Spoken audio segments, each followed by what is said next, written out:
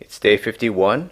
It's 4 days after I did a balcony-wide spraying of insecticide. I used spectracide triazicide, which contains a chemical analog of the naturally occurring chrysanthemum pyrethrins. So I suspected that maybe I had a ubiquitous infestation of some small microscopic parasites that were hindering the growth of all my plants.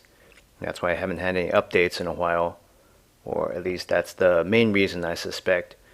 Although I'm not sure if this lemon seedling needed help because it's been growing this entire time, just very slowly. I'm sure the rest of the pot has dried out by this point. I've been watering overhead with distilled water using my showering can every 2 or 3 days.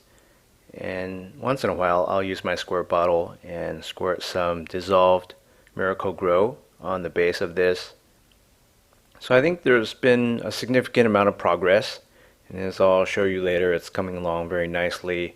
And you can be the judge as to whether the spectracide triazicide had its effect. Chrysanthemum flowers have been known to have this insecticidal activity for supposedly thousands of years.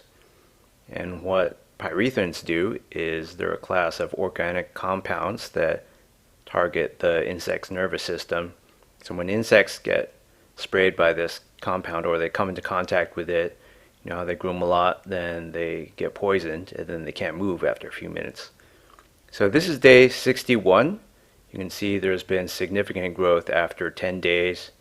So the regimen of fertilization and sparse watering just on this very spot and keeping the pot in this position where this is partially shaded has been fruitful thus far.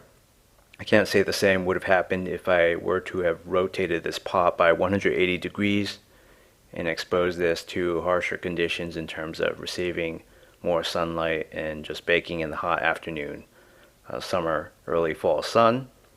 So the leaves are significantly bigger. We have 4 nicely developed true leaves. The new ones are obviously smaller, but it's getting taller and it looks very healthy and robust.